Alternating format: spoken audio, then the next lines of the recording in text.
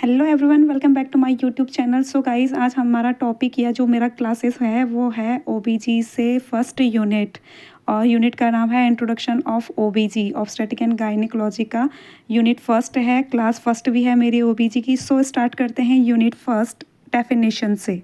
Lady pregnant हुई हो, parturition यानी कि लेबर की, और प्रिपेरियम यानी कि पोस्ट जब टर्म हो जाए या फिर पोस्ट पार्टम पीरियड्स जो हो, उसके बाद जो 6 मंथ का ड्यूरेशन हो उसके बारे में स्टडी की जाती है, उसको ऑब्स्टेटिक कहते हैं। बात करते हैं गायनकोलॉजी की, तो इसमें हम लोग फीमेल रिप्रोडक्टिव सिस्टम एवं इससे संबंधित प्रॉब्लम की स्टडी करते हैं। जो फीमेल रिप्रोडक्टिव सिस्टम होता है या उसके जो पार्ट्स होते हैं, ऑर्गन्स होते हैं, या उन ऑर्गन से रिलेटेड जो भी प्रॉब्लम्स होते हैं उनकी स्टडी हम लोग जिस भी ब्रांच ऑफ मेडिकल साइंस के बारे में करते हैं उसको हम लोग क्या करते हैं, गायनकोलॉजी कहते हैं।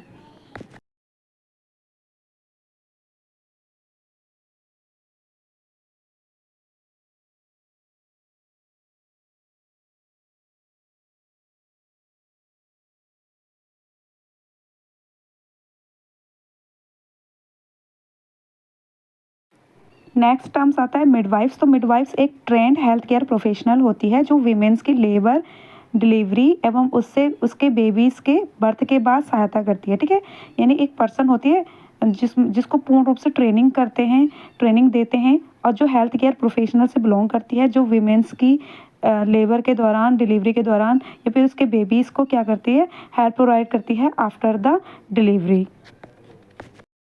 नेक्स्ट एक टर्म्स और आता है इसमें एंड्रोलॉजी। तो एंड्रोलॉजी को बोलते हैं study of male reproductive system, यानी कि एक ऐसे मेडिकल साइंस की वह ब्रांच जिसमें हम लोग मेल रिप्रोडक्टिव सिस्टम के बारे में स्टडी करते हैं, इसको हम लोग बोलते हैं एंड्रोलॉजी। तो ये जो स्लाइड्स है इसमें हम लोगों ने 4 टर्म्स के बारे में डील किया है। फर्स्ट है ऑब्स्टेटिक। तो ऑब्स्टेटिक मेडिकल साइंस की वह शाखा होती है, वह ब्रांच होती है जिसमें हम लोग प्रेगनेंसी, पाचुरेशन एवं प्रिपेरियम पीरियड की स्टडी करते हैं, ऑब्स्टेटिक कहलाती है।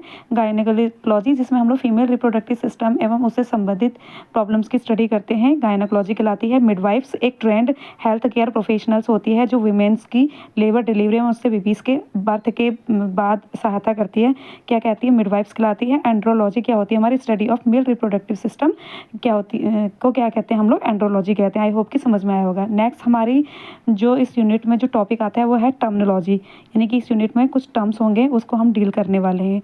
तो जो फर्स्ट टर्म्स हमारा है वो है हमारा मिडवाइफ्स, जो मैंने बता चुकी हूँ कि मिडवाइफ्स क्या होती हैं, ऑब्स्टेटिक क्या होता है, गायनेकोलॉजी क्या होता है। अब इसमें जो मेन चीज़ आती है वो आता है रिप्रोडक्शन, जिसको हम लोग क्या बोलते हैं, निषेचन की प्रक्रिया भी बोलते हैं। तो रिप्रोडक्शन मतलब होता है कि जब हमारा मेल गैमेट्स, फीमेल गैमेट्स आपस में क्या होता है, मिलते हैं और जायगोट का फॉर्मेशन करते हैं, ऑफ स्प्रिंग को पैदा करते हैं, यानी कि जब संतानोत्पत्ति करते हैं, जिसको हम लोग रिप्रोडक्शंस बोलते हैं। नेक्स्ट बात करते हैं प्रेगनेंसी। तो प्रेगनेंसी क्या होता है, एक ऐसा स्टेट होता है जिसमें हम लोग क्या करते हैं, फीटस को यूट्रस में या वोम में क्या करते हैं, कोई वीमेन क्या करती है, कैरी करती है 9 मंथ के लिए। ठीक है। ग्रेविडा क्या होता है, यह एक प्रेगनेंसी ड्यूरेशन को हम लोग क्या कहते हैं, ग्रेविडा कहते हैं। मल्टीपैरा क्या होता है, women who have give birth the more than once time, यानी कि जब कोई वीमेन किसी बच्चे को या फिर अपने पूरी लाइफ साइकिल में एक से अधिक बार बच्चों को जन्म दे चुकी होती है, उसको मल्टीपैरा कहते हैं। नल्ली पैरा कैसे कहते हैं, जिसने एक बार भी बच्चे को जन्म नहीं दिया है उसको नल्ली पैरा बोलते हैं। प्राइमी ग्रेविडा किसे बोलते हैं, जो फर्स्ट टाइम प्रेग्नेंट हुई है उसको कहते हैं प्राइमी ग्रेविडा। मल्टी ग्रेविडा किसे कहते हैं, जिसने एक से अधिक बार प्रेगनेंसी अचीव करी हो उसको बोलते हैं मल्टी ग्रेविडा। ठीक है, तो देख लीजिए ये स्लाइड्स में इसकी सिंपल डेफिनेशन दी हुई है। प्रेगनेंसी किसे कहते हैं, ग्रेविडा किसे कहते हैं, मल्टी पैरा किसे बोलते हैं, नल्ली पैरा किसे बोलते हैं, प्राइमी ग्रेविडा किसे बोलते हैं, और मल्टी ग्रेविडा किसे कहते हैं। एक बार दोबारा से देखते हैं। प्रेगनेंसी किसे कहते हैं कि जब वह टाइम पीरियड जिसमें कोई मदर या कोई लेडी अपने वोम में या फिर अपने यूट्रस में किसी बेबी को कैरी करती है, जिसको कंसेप्शन पीरियड भी कहते हैं। ठीक है, इसको प्रेगनेंसी बोलते हैं। ग्रेविडा किसे बोलते हैं। नेक्स्ट बात करते हैं हम लोग, एक क्वेश्चन आया है इसमें कि branch of medical science which treats disease of the female genital organs. तो क्या कहते हैं, ऑब्स्टेटिक कहते हैं, गायनेकोलॉजी कहते हैं, रिप्रोडक्शन कहते हैं, नन ऑफ द दीज कहते हैं। तो इसमें से आंसर आपको बिल्कुल समझ में आया होगा कि गायनेकोलॉजी कहते हैं, मतलब कि विज्ञान की वह कौन सी शाखा है जिसमें हम लोग फीमेल जेनाइटल ट्रैक्ट के डिजीज़ के बारे में स्टडी करते हैं। तो गायनेकोलॉजी में जैसे डेफिनेशन में भी बता चुकी हूँ कि वो करेक्ट आंसर क्या होगा हमारा बी। ठीक है, तो क्वेश्चन को समझिए। इस स्लाइड क्वेश्चन में में हम वो क्या देखते कहना हैं कि चाह रहा कैसे है। कैसे हिस्ट्री रह चुकी है हमारे इंडियाज़ के अंदर, हमारे भारत में ऑब्स्टेटिक और गायनेकोलॉजी की। तो देखते हैं कि कैसे कैसे हिस्ट्री रही है ऑब्स्टेटिक एंड गायनेकोलॉजी में भारत में। तो जो ये हिस्ट्री है वो 3 सिचुएशन के अंदर डिवाइड किया है ऐसे: midwives in India before independence, midwife in India independent India, present and future of midwifery in India. देखो, इंडिपेंडेंस से पहले जब स्वतंत्र हुआ था भारत, उससे पहले की जो हिस्ट्री होगी उसके बारे में बात करेंगे हम पहले। फिर जब स्वतंत्रता मिली थी भारत को उस टाइम पे, और जो प्रेजेंट टाइम है उस टाइम पे क्या क्या सिचुएशंस हमारे भारत में हुई है मिडवाइफ्स की, उसके बारे में हम डील करेंगे। तो बढ़ते हैं midwifery in India before independence, यानी कि जब स्वतंत्रता नहीं मिली थी भारत को उससे पहले मिडवाइफरी कैसे थी इंडिया के अंदर। तो स्वतंत्रता सबसे पहले पॉइंट है इन एशियंट इंडियन केयर, है ना। तो मैं हिंदी में समझाती जाती हूँ, इंग्लिश में आप स्लाइड से देख लीजिए। स्वतंत्रता से पहले विमेन को देखभाल के नाम पर दाइज, यानी कि जो लोकल वीमेंस थी वही केयर प्रोवाइड करती थी। उसके लिए कोई स्पेशल मिडवाइफरी नहीं हुआ करती थी या एएनएम जीएनएम नहीं हुआ करती थी। क्या करती थी, जो लोकल विलेजेस के दाइज थी वही वीमेंस को हेल्थ केयर प्रोवाइड करती थी। ठीक है, फर्स्ट पॉइंट का मतलब ये था। सेकंड पॉइंट में बोलता कि ये जो लोकल मेडिसिन होती थी ना, ये क्या करती थी, लेबर के टाइम पे हेल्प भी करती थी। नेक्स्ट पॉइंट में बढ़ते हैं तो देखते हैं कि जो दाई के लिए जो सबसे पहला स्कूल था वो 1877 ईस्वी में जेनाना मिशनरी सोसाइटी की एक इंग्लिश मिशनरी मिस हैवेल्ट द्वारा स्टार्ट किया गया। ठीक है, नेक्स्ट पॉइंट में देखते हैं, हालांकि गवर्नमेंट ऑफ इंडिया द्वारा दाइज को ट्रेनिंग जो था को 1900 में भी स्टार्ट नहीं किया गया था। ठीक है, सबसे पहले जो ट्रेनिंग का काम था दाइस को, वो किसने स्टार्ट किया था, जेनाना में मिशनरी सोसाइटी की एक इंग्लिश मिशनरी थी जिनका नाम था मिस हैवलेट, उन्होंने स्टार्ट किया था। और 1900 तक भी इंडिया में दाइस को ट्रेनिंग प्रोवाइड नहीं किया गया था।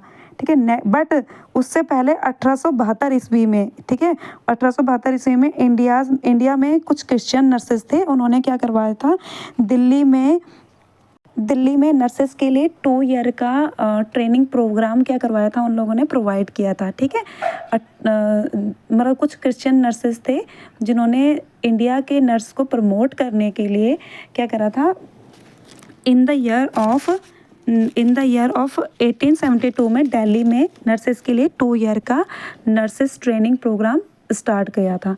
आगे देखते हैं 1899 में, ठीक है, 1899 में जेनाना बाइबल और मेडिकल मिशन ने नर्सों का ट्रेनिंग प्रोग्राम स्टार्ट किया गया, बट 1893 तक हॉस्पिटल में ट्रेनिंग की कोई भी स्वीकृति योजना नहीं थी।